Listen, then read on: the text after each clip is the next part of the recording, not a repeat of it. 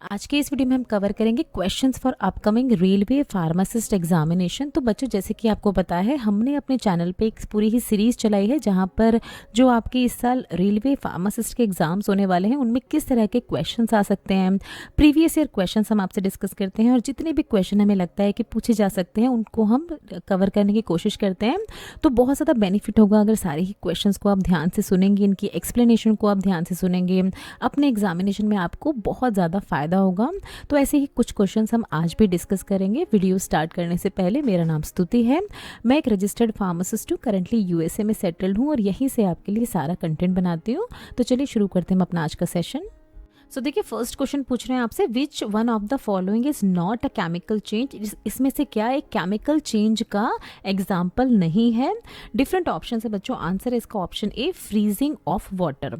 अब देखिए, सबसे पहले केमिकल चेंज और फिजिकल चेंजेस क्या होते हैं उनकी आपको डेफिनेशन पता होना चाहिए। तो फिजिकल चेंज, ये जो फ्रीजिंग ऑफ वाटर है, ये एग्जांपल है फिजिकल चेंज का, जहां पर सब्सटेंस जो है उसकी स्टेट चेंज हो जाती है। देखिए, फ्रीजिंग ऑफ वाटर में क्या हो रहा है, ये लिक्विड से आइस में कन्वर्ट हो रहा है, फ्रीज हो रहा है, इसकी स्टेट चेंज हो रही है, पर इसके केमिकल कॉम्पोजिशन पे कोई भी असर नहीं पड़ रहा है। वाटर यहाँ भी था, वाटर यहाँ भी है, आइस की फॉर्म में भी है, बट सिर्फ इसकी फिजिकल फॉर्म चेंज हुई है। तो दैट इज वाई ये एग्जांपल है फिजिकल चेंज का। बाकी अगर हम बात करें, digestion of food, curdling of milk, ripening of fruit, ये तीनों ही एग्जांपल है केमिकल चेंज के, जिसमें क्या होता है, देखिए, केमिकल कॉम्पोजिशन, किसी भी जो कंपाउंड होता है उसकी केमिकल कॉम्पोजिशन चेंज हो जाती है।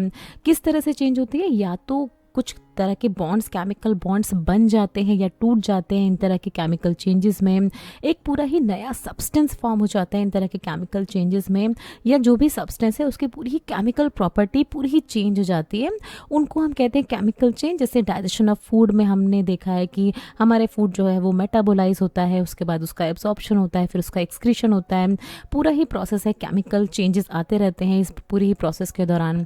कर्डलिंग ऑफ मिल्क, देखिए, मिल्क से, दूध से वो दही बन गया है, तो एक पूरा ही नया सब्सटेंस फॉर्म हो गया है, जिसके दौरान काफ़ी सारे केमिकल रिएक्शंस हुए हैं उस मिल्क के अंदर। राइपनिंग ऑफ फ्रूट में भी ऐसे ही होता है, फ्रूट जो है वो पहले रॉ होता है, कच्चा होता है, उसके बाद जब वो पकने लगता है तो बहुत सारे केमिकल चेंजेस आने लगते हैं उस फ्रूट के अंदर, जिसकी वजह से वो पूरा ही राइप हो जाता है, पक जाता है। तो ये तीनों ही एग्जाम्पल हैं किसके, केमिकल चेंज के। नेक्स्ट पूछ रहे हैं, देखिए, butter is a colloid formed when. Butter जो है ये एक तरह का कोलॉइडल मिक्सचर है। कोलॉइड क्या होते हैं वो अभी हम देखेंगे, किस तरह से फॉर्म होता है। तो डिफरेंट ऑप्शंस दिए हैं बच्चों, आंसर है इसका option D, water is disposed in liquid fat. तो इसी तरह से बनाया जाता है बटर। अब देखिए, यहाँ बटर एक तरह का वाटर इन ऑयल इमल्शन का एग्जाम्पल है। पहले हम देखते हैं किस तरह के इमल्शन होते हैं। तो ऑयल इन वाटर इमल्शन होते हैं, जहाँ ऑयल होता है डिस्पोज्ड फेस और वाटर होता है डिस्पर्जन मीडियम। देखिए, ये पूरा मीडियम वाटर है। अगर वाटर इन ऑयल इमल्शन की बात करें तो वाटर होता है डिस्पोज्ड फेस और ऑयल होता है डिस्पर्जन मीडियम।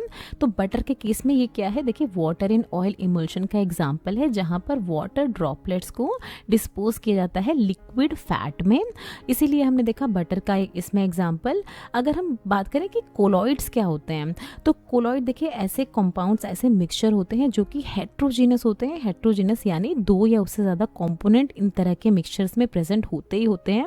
अब देखिए, पार्टिकल साइज की अगर बात करें, ये डिस्पोज्ड फेस के पार्टिकल साइज की बात हो रही है, तो 1 से 1000 नैनोमीटर का इनका पार्टिकल साइज होता है और ये डिस्पोजन की फॉर्म में होते हैं, मतलब एक कंपोनेंट जो है वो दूसरे कंपोनेंट में डिस्पोज्ड रहता है।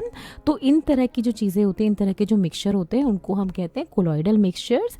जिसमें देखिए, एग्जाम्पल अगर हम देखें तो इमल्शन में हमने देखा एग्जाम्पल बटर का, जहाँ पर लिक्विड ही लिक्विड में डिस्पोज्ड है, लिक्विड यानी वाटर डिस्पोज्ड है लिक्विड फैट में। अगर हम बात करें सस्पेंशंस की फॉर्म में, कोलॉइड सस्पेंशन, तो इसमें सॉलिड डिस्पोज्ड होता है लिक्विड में, एग्जाम्पल है मड एंड ब्लड का। फोम्स की बात करें तो गैस डिस्पोज्ड होती है लिक्विड में, और एग्जाम्पल में हमने देखा विप्ड क्रीम एंड सोप। अगर हम जेल्स, कोलॉइडल जेल्स की बात करें तो इसमें लिक्विड डिस्पोज्ड होती है किसमें, सॉलिड में, एग्जाम्पल है जेली एंड जिलेटिन का। तो ये एग्जाम्पल्स बच्चों आपको याद होने चाहिए, बहुत बार एग्जामिनेशन में आपसे इन तरह के क्वेश्चंस पूछ लिए जाते हैं कोलॉइड्स के बारे में। नेक्स्ट देखिए आपसे एग्जाम्पल पूछ रहे हैं ऐसे रेडियो एक्टिव सब्सटेंस का जिसको यूज़ किया जाता है जियोलॉजिकल ऑब्जेक्ट की कार्बन डेटिंग के लिए। तो देखिए डिफरेंट कार्बन्स के इसमें आइसोटोप्स दिए हैं। आंसर है इसका ऑप्शन बी, कार्बन C14 को इस्तेमाल किया जाता है जियोलॉजिकल ऑब्जेक्ट्स की कार्बन डेटिंग के लिए। कार्बन डेटिंग क्यों की जाती है? देखिए बहुत सारे जो पुराने फॉसिल्स होते हैं जब उनको खुदाई करके निकाला जाता है या कहीं से भी उनको किसी भी साइंटिस्ट को पता चलता है कि वो वहाँ पर प्रेजेंट है, तो उसकी एज वो पता लगाते हैं कि ये कितने साल पुराना है, और इसमें वो कुछ आइसोटोप्स का इस्तेमाल करते हैं जिनकी मदद से वो कार्बन डेटिंग करते हैं। तो अगर C14 की हम बात करें तो ऑर्गेनिक जियोलॉजिकल ऑब्जेक्ट, जिसमें एग्जांपल है बहुत ही पुराने वुड्स का यानी लकड़ियों का, अगर किसी की बोन्स मिली हैं या जो टेक्सटाइल यानी जो कपड़े मिलते हैं पुराने, जो कि कब तक के पुराने हो सकते हैं? देखिए अप टू 50,000 ईयर, 50,000 साल पुरानी जो चीज़ें होती हैं उनकी एज पता लगाई जाती है कार्बन 14 C14 की मदद से। अगर हम बात करें ऑर्गेनिक जियोलॉजिकल ऑब्जेक्ट क्या होते हैं, तो जैसे कि हमने बताया ऐसे ऑब्जेक्ट्स जो कि प्रिजर्व करके रखे गए हैं बहुत ही लंबे समय से, या तो वो ज़मीन के अंदर हैं या कहीं से पाए गए हैं और उनको स्टडी किया जाता है जियोलॉजी में। तो इनकी ऑर्गेनिक जियोलॉजिकल ऑब्जेक्ट की कार्बन डेटिंग के लिए इस्तेमाल किया जाता है C14 को। कुछ ने पूछ रहे हैं आपसे, देखिए the gas used in refrigerator is, तो इसका आंसर है option A, cooled down when expanded. अब देखिए अच्छे से आपको एक्सप्लेन करेंगे। पहले आप यहाँ पर देख रहे हैं ये पूरी ही रेफ्रिजरेशन साइकिल है, किस तरह से आपका जो रेफ्रिजरेटर है वो अंदर कूलिंग मेंटेन करके रखता है, वो यहाँ पर आपको समझाया गया है। ये पूरी ही मशीन होती है, देखिए पीछे आपके रेफ्रिजरेटर के पीछे पूरी मशीन होती है जहाँ पर इस तरह के फैंस लगे होते हैं जो कि हीट को बाहर भेजने का काम करते हैं। जो भी हीट अगर अंदर बन रही है उसको बाहर भेजने का काम होता है इन तरह के फैंस का। क्या होता है देखिए, इन कैपिलरीज के थ्रू जो रेफ्रिजरेंट गैस है जिसमें फ्रियोन का बहुत ज़्यादा इस्तेमाल किया जाता है, तो उसको पास किया जाता है, और जब ये एक्सपेंड होती है फ्रियोन गैस तो ये कूल डाउन होती है यानी कूलिंग प्रोवाइड करती है पूरी रेफ्रिजरेटर की यूनिट को। बाकी क्या होता है देखिए, ये रेफ्रिजरेंट गैस जितनी भी आसपास हीट होती है रेफ्रिजरेटर में उसको एब्जॉर्ब करती है सराउंडिंग, अपने पूरे ही सराउंडिंग एरिया से, और उसको कंप्रेसर की मदद से आप यहाँ पर देख रहे हैं इस हीट को बाहर भेजने का काम करती है, जिसकी वजह से पूरी ही यूनिट में कूलिंग मेंटेन रहती है। तो ये पूरा ही रेफ्रिजरेशन साइकिल का पूरा ही प्रोसेस होता है। अगर हम बात करें कि फर्स्ट रेफ्रिजरेटर किसने इन्वेंट किया था, जिस पे आपसे क्वेश्चन पूछा जा सकता है, तो फ्रेड वोल्फ ने सन 1913 में ये फर्स्ट प्रैक्टिकल रेफ्रिजरेटर को इन्वेंट किया था, जहां पर ये टॉक्सिक अमोनिया गैस का इस्तेमाल करते थे एज अ रेफ्रिजरेंट गैस, जो कि काफ़ी टॉक्सिक होती थी उस टाइम पे, और अभी हाल ही में रिप्लेस कर दिया गया है इस टॉक्सिक अमोनिया को फ्रियोन के द्वारा, और फ्रियोन सबसे बहुत ही ज़्यादा इस्तेमाल किया जाता है as a refrigerant gas. Next पूछ रहे हैं देखिए, a radar beam consist of, तो किस तरह की वेव्स का इस्तेमाल किया जाता है रडार बीम में? डिफरेंट वेव्स का एग्जांपल आपको दिया गया बच्चों, आंसर है इसका ऑप्शन ए, माइक्रोवेव्स। अब देखिए रडार टेक्नोलॉजी का इस्तेमाल किया जाता है अगर किसी भी ऑब्जेक्ट के बारे में जो कि थोड़ी सी दूरी पे है उसके बारे में इंफॉर्मेशन चाहिए, तो इस तरह की रडार वेव्स जिनमें माइक्रोवेव का इस्तेमाल किया जाता है उसको टारगेट किया जाता है। यहाँ पर आप देख रहे हैं फॉर एग्जाम्पल अगर कोई प्लेन है और उसके बारे में पता लगाना है किसी को, तो एक रडार एंटीना के थ्रू इन तरह की माइक्रोवेव्स को भेजा जाएगा इस तरह के टारगेट पे। आप यहाँ देख रहे हैं फोकस्ड पल्स भेजी जाएगी माइक्रोवेव की, मतलब फोकस किया जाएगा इसके टारगेट को।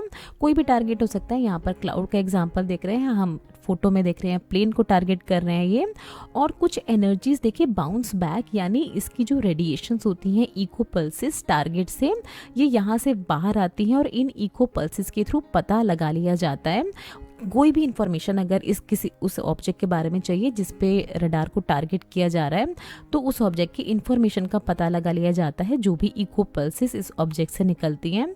तो इनमें कौन सी वेव्स का इस्तेमाल किया जाता है वो हमने देखा, माइक्रोवेव्स।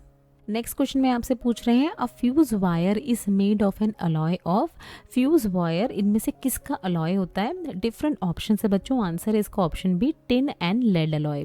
अब देखिए फ्यूज वायर होते क्या है, इस तरह के आपने अपने घरों में सर्किट देखे होंगे जिनमें इस तरह के फ्यूज वायर होते हैं। ये फ्यूज वायर क्या होते हैं देखिए, ये लो मेल्टिंग पॉइंट वाले वायर बनाए जाते हैं जो कि अगर किसी भी वजह से सर्किट में अचानक से बहुत ज़्यादा करंट फ्लो हो गया है, सर्किट जो है वो ओवर हीट हो गया है, बहुत ज़्यादा गर्म हो गया है, तो ये इस तरह के फ्यूज़ वायर ब्रेक हो जाते हैं, मेल्ट हो जाते हैं और ये जो इलेक्ट्रिक शॉक जैसी जो परेशानी हो सकती है उससे बचा जा सकता है इन तरह के फ्यूज़ वायर की मदद से। तो बहुत सारे घरों में इस्तेमाल किए जाते हैं इन तरह के फ्यूज़ वायर, जहाँ पर देखिए टिन एंड लेड का बहुत ज़्यादा इस्तेमाल किया जाता है, टिन एंड लेड अलॉय का, जहाँ पर टिन की कंसंट्रेशन आप देख रहे हैं, लेड की भी देख रहे हैं।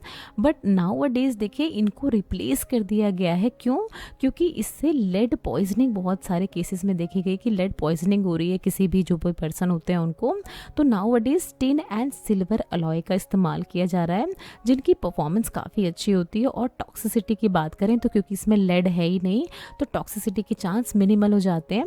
तो इसीलिए देखिए हमने एग्जांपल भी देखा जो हिस्टोरिकली यूज़ किया जाता था, नाउ अ डेज क्या यूज़ किया जाता है, टिन एंड सिल्वर अलॉय का यूज़ किया जा रहा है। नेक्स्ट क्वेश्चन में पूछ रहे हैं the image formed on the retina of human I is, जो कि जब भी किसी चीज़ को आप देखते हैं तो आपके रेटिना पे, जो ह्यूमन आई के रेटिना पे किस तरह की इमेज फॉर्म होती है वो आपसे पूछा जा रहा है। आंसर इसका option D, real and inverted, और इसमें एक और पॉइंट हम ऐड करेंगे, रिड्यूस्ड। तो देखिए सबको हम अच्छे से आपको एक्सप्लेन करेंगे। रियल का क्या मतलब है कि देखिए एक्चुअल में इमेज बनती है आपके रेटिना पे, इमेजिनरी नहीं है, ये चीज़ बिल्कुल ही रियल है, दैट इज़ वाई ये रियल इमेज है, वर्चुअल नहीं है। इन्वर्टेड क्यों है? देखिए क्योंकि जो भी आपकी रेटिना पे इमेज बनती है जब भी आप किसी चीज़ को देखते हैं तो ये इन्वर्टेड मतलब अपसाइड डाउन इमेज होती है, तो that is Y real and inverted है। एंड हमने एक और टर्म यूज़ की थी, रिड्यूस्ड। रिड्यूस का मतलब जो भी आप चीज़ देखते हैं रेटिना पे आपके छोटी इमेज बनती है उस चीज़ की, तो फिर आप कहेंगे कि हमें चीज़ें सीधी क्यों दिखती है, ये इसलिए दिखती है क्योंकि हमारा ब्रेन करेक्ट करता है इस इन्वर्जन को, जो उल्टी हमने इमेज बनी थी रेटिना पे उसको इस तरह से अब सीधे करने का काम करता है हमारा ह्यूमन ब्रेन। अगर हम बात करें देखिए कि क्यों बनती है ये इन्वर्टेड इमेज, तो जब भी हम बात करते हैं लेंसेज की तो कॉन्वेक्स लेंस हमेशा प्रोड्यूस करते हैं इन्वर्टेड इमेज। अब देखिए हमारे लेंसेज की अगर आप बात करें या हमारे कॉर्निया की हम आप बात करें तो ये सारे ही कॉन्वेक्स शेप के हैं। देखिए लेंस, कॉर्निया भी कॉन्वेक्स शेप का है, लेंस भी कॉन्वेक्स शेप के हैं, और ये जो लाइट है ये रिफ्रैक्ट हो रही है मतलब लेंस के थ्रू आर पार हो जा रही है, ये रिफ्लेक्शन होके वापस नहीं जा रही है। तो ये दोनों ही कारण होते हैं कि इमेज जो है वो इन्वर्टेड बनती है हमारे रेटिना पे। तो अभी हमने देखा पूरा ही कंसेप्ट रियल इमेज का, इन्वर्टेड इमेज का, रिड्यूस इमेज का। इन्वर्टेड इमेज क्यों बनती है? कॉन्वेक्स लेंस होने के कारण बनती है, और इसलिए भी बनती है क्योंकि लाइट जो है वो रिफ्रैक्ट होके जा रही है लेंस के थ्रू। नेक्स्ट पूछ रहे हैं आपसे, देखिए sound wave can not pass through, तो साउंड वेव कहाँ से पास नहीं हो सकती है? तो आंसर इसका option A, a perfect vacuum. देखिए सिर्फ आंसर तक ही आपको नहीं रहना है, एक्सप्लेनेशन में बहुत सारी चीज़ें हम आपको बताते हैं, तो अच्छे से आपको हर चीज़ को सुनना है ध्यान से जो भी आपको समझाया जा रहा है। साउंड वेव देखिए पास नहीं कर पाते हैं वैक्यूम, जो कि हमने ऑप्शन में देखा, यानी एम्प्टी स्पेस अगर कहीं पर भी है, पूरा ही वैक्यूम मेंटेन है, तो वहाँ पर किसी भी तरह की कोई भी आवाज़ आपको नहीं आएगी।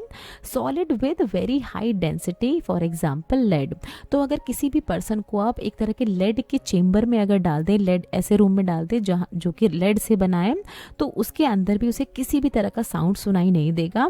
And gases with very low density, जैसे हमारे आउटर स्पेस में किसी भी तरह का साउंड नहीं है। तो इन तीनों ही जगह पे आपको याद रखना है, vacuum, solid with very high density जैसे कि lead, and gases with very low density जैसे आउटर स्पेस, यहाँ पर किसी भी तरह का आपको आवाज़ सुनाई नहीं देगी, साउंड वेव्स ट्रैवल नहीं करती हैं। साउंड वेव को ट्रैवल करने के लिए देखिए एक प्रॉपर मीडियम चाहिए होता है। तो अगर हम वैक्यूम की बात करें तो वैक्यूम में किसी भी तरह के कोई पार्टिकल्स नहीं होते हैं, किसी भी तरह का कोई प्रेशर नहीं होता और किसी भी तरह का डेंसिटी में चेंजेस नहीं होते हैं, तो that is why perfect vacuum में साउंड ट्रैवल नहीं करता है। क्वेश्चन में पूछ रहे हैं आपसे, when ice melts its volume increase, decrease, remain same या नन ऑफ द अबव, तो आंसर है इसका option B, its volume decrease. अब देखिए ध्यान से सुनना है बच्चों, आपको जो भी आपको समझाया जा रहा है। क्यों वॉल्यूम डिक्रीज की हमने बात की है इस क्वेश्चन में, जो कि एक्चुअल आंसर भी है इसका।